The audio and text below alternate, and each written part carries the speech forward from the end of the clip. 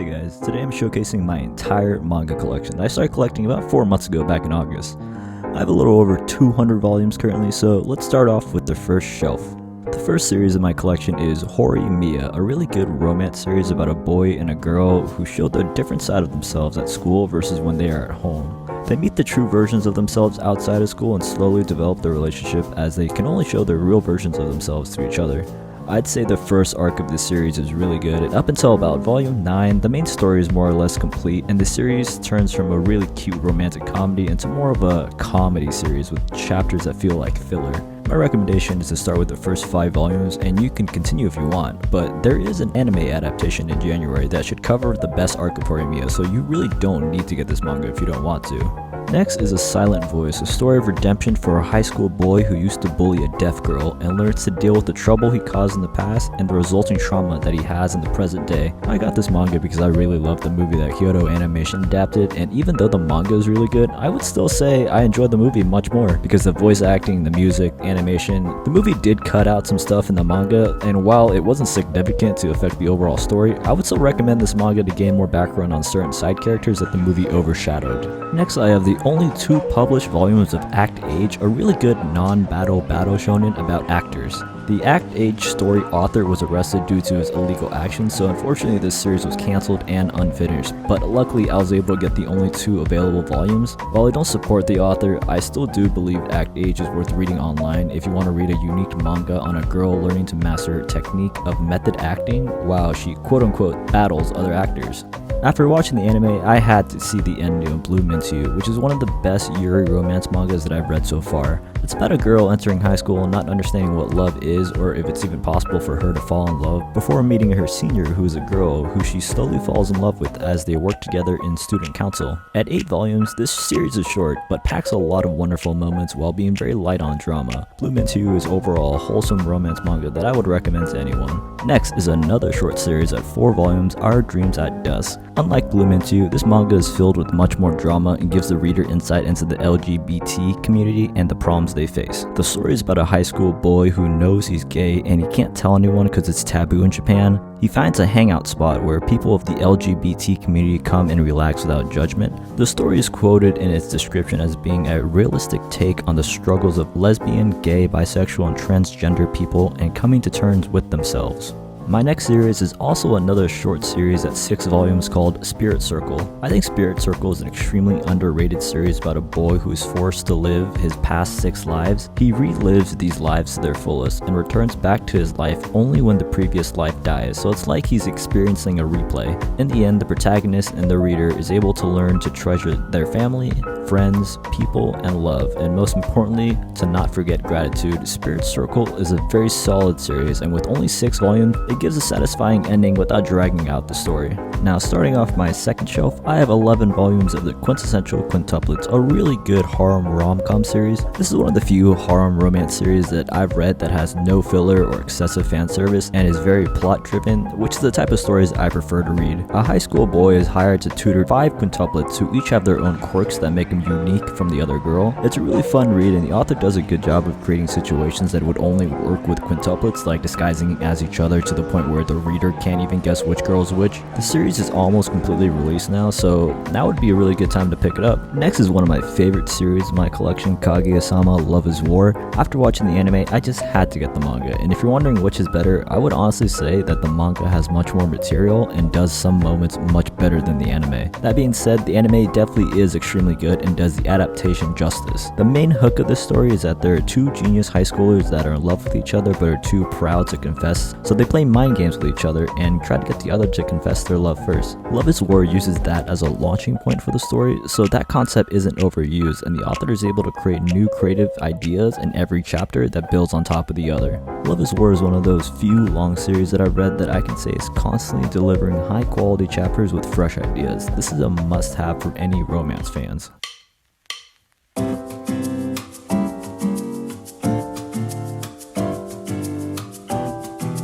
Tropical Fish Yearns for Snow is the second Yuri series I own about two lonely girls in high school who find each other in the school's aquarium club. I do really love this series, but the pace is very slow. However, from the way the story is going, it looks like volumes 6 and 7 are going to be drama heavy, which is good because it's going to increase the pace. Next, I have a really great ongoing series right now called Spy X Family, about a spy creating a fake family with an assassin wife and an Esper child, and none of them know each other's true identity except for the Esper child since she can read minds. This story has a really great mix between action, comedy, and wholesome family moments. If you want to pick up a new series that you're guaranteed to like, Spy X Family would be my best bet. Another popular shonen series I have is Chainsaw Man, a story about a boy who inherits the powers of the Chainsaw Devil and is given a new purpose by disposing other devils. A really fun series filled with action, comedy, and gore, and this series is actually getting an anime adaptation from MAPPA, so if you want to get a jump start on the series before the anime is released, now would be a great chance. Now, I only have the first 3 volumes of Slam Dunk because I wanted to see if I liked the series before I actually started collecting it,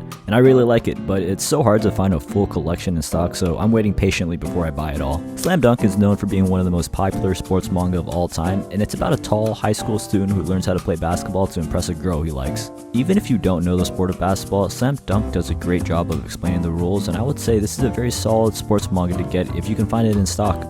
Next, I have the manga and light novel version for 3 Days of Happiness, or I Sold My Life for 10,000 yen a year as it's also known. So the manga version I have is a self-print version that I was able to get, but unfortunately the links to get it are down now, so it's not possible to get it anymore. The light novel version, however, is an official release by Yen Press, so hopefully Yen Press will release the manga version sometime in the future. This is a really great story about a man who sells his remaining lifespan and then is given 3 months left to live. For the remaining 3 months, he's accompanied by a girl from the company he sold his lifespan to, who watches him for the rest of his life. You read as they both fall in love with each other, and you follow as the man decides to do all the things he wanted to do in life and tries to spend the remainder of his time without regret. It's a great short read, and I would recommend reading the manga online. I don't have much to say about the light novel since I was not able to read it yet, but I'm sure it's just as great. For the start of my third shelf, my first series is the Monogatari light novel series that matches everything great that is in the anime. The light novel is 3 quote-unquote seasons long, and so far I only have the first book from the first season and the entire second season that I got from the box set.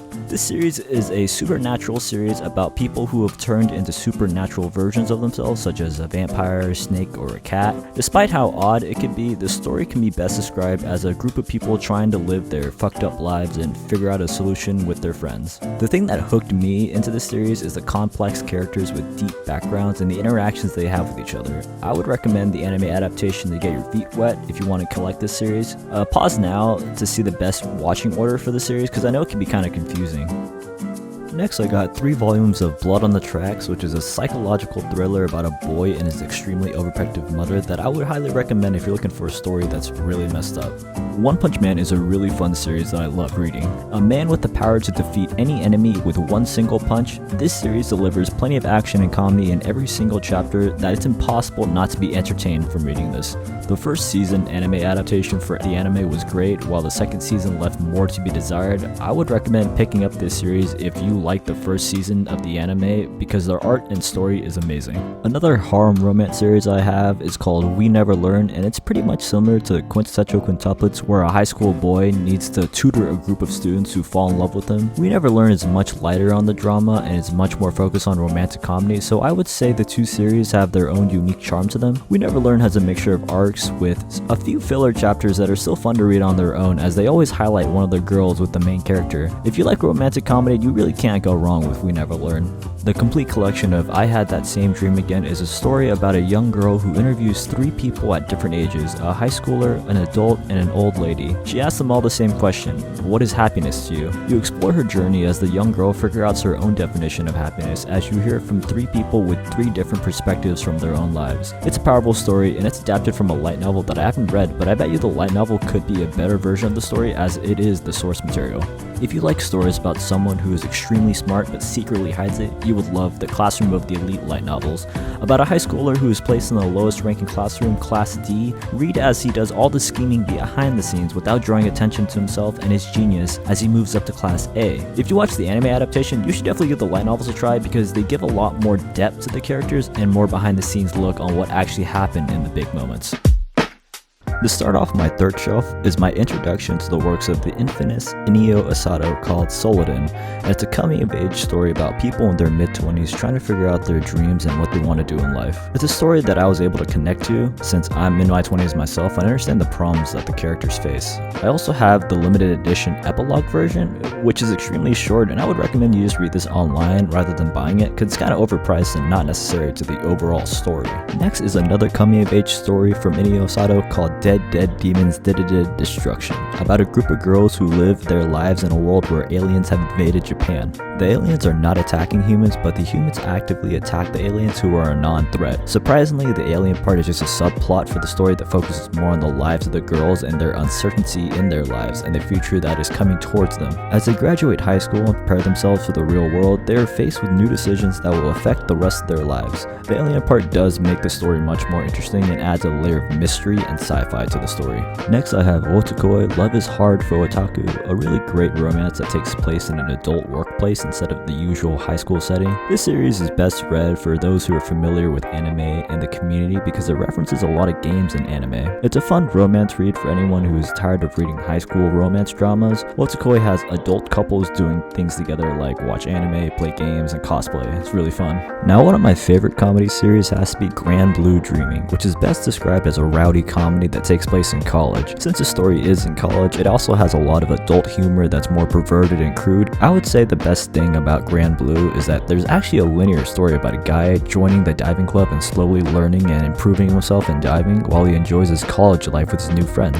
It's a great manga with really good art that you should give a shot. My next series is If I Can Reach You, a really well done story about a girl who has an unrequited love towards her brother's wife. The story has natural feeling character interactions with no forced drama or out of the ordinary actions. It's a simple story about how it feels to love someone who can never love you back, and I believe the manga is coming to a close, so this is another short series that you should definitely collect. Next I have the complete set of Blank Canvas, My So-Called Artist Journey at 5 volumes. A mangaka recounts her life when she was growing up dreaming of drawing manga and what she did to become one. If you're interested in what it takes to draw manga for a living, or if you simply want to read a story about what a person has to go through in order to achieve their big goal in life, Blank Canvas is a wonderful read. The next manga is my favorite manga in my collection called My Lesbian Experience with Loneliness. If you watch my other videos, you know I love this manga. This specific story is only 1 volume long and is the real life retelling of the author Nagata's life after she dropped out of college. She suffers from mental illness and she struggles in life. You read about her problems with anxiety, depression, and loneliness. It's a really powerful story that I recommend everyone to read. I've never read anything more genuine and real than this story. There is a sequel to the story called My Solo Exchange Diary, and it follows her life after she published My Lesbian Experience. It's a continuation of her life, so in a way it is a continuation of the manga story, and while I thought it was not as great as her first story, it still has the same themes as before and it's definitely worth picking up if you like the previous installment. The first light novel I ever read was The Empty Box and The Zeroth Maria, which I have all 7 volumes of. This is such an amazing story from start to finish. Every volume is a complete story that falls into the larger overarching plot. What is really great about this is that some volumes would have a completely different genre altogether, like how the first volume is more of a thriller and the third and fourth volumes have more of a game-like genre. It definitely is a very unique light novel that I would recommend. My next favorite light novel that I've been reading is Selma Spider So What, which is a classic reincarnation story, except this time it's about a girl who is reborn into a spider. This has a video game-like system where the spider gains abilities and skills based on her experience fighting different monsters, and what makes the story really great is the world building. There are chapters with the perspective of not only the main character but other supporting characters, so you're able to see the full picture and not completely focus on the main spider. Grab the first 3 volumes as they complete the first arc. I don't think you'll regret it. If you get the chance, you should definitely get the Tokyo Ghoul box set, which I got here. In the world where there are ghouls, the main character turns into a half ghoul himself, and now he has to learn to live as one. The art is breathtaking in this manga, and if you've seen the anime, this story is definitely done much better as a manga because of the art. The story is filled with mystery, action, and lots of psychological moments. My biggest complaint with this is that the story ends on a huge cliffhanger, so it kind of forces you to buy the sequel Tokyo Ghoul Re if you want to complete the story. Other than that, it's a very good read. Good night. Night Poon Poon lived up to all the hype that was given for me. This story has everything. It has romance, it has drama, it has friendship, it has the main character depicted as a bird. You follow the life of Poon Poon, drawn as a bird for the reader, but he is a human for the story. Poon Poon's life is anything but easy. His dad recently just got put in jail for almost killing his mother, and now he has to live with his mom who hates him, and his recently just moved in uncle who is a bum who has done nothing with his life. This manga breaks people, and it sure did break me. I love the unique art style of Poon Poon, and I believe the overall storytelling is simply a masterpiece. This should be a must-have for any manga collector. My last two series I have are To Your Eternity and Sweat and Soap, which I recently got in the Right Stuff holiday sale. I don't have too much to say about these series since I haven't been able to read them yet, but if you want to learn more about them, I discussed them in my last unboxing. So that's all the manga I got since I've been collecting back in August. I hope you enjoyed the video. I will definitely keep collecting manga, so please join me for 2021. In the comments, please let me know your favorite series that you read in 2020 so I can look forward to picking it up for the next year. That's all from me. I hope you have a wonderful new year. So bye!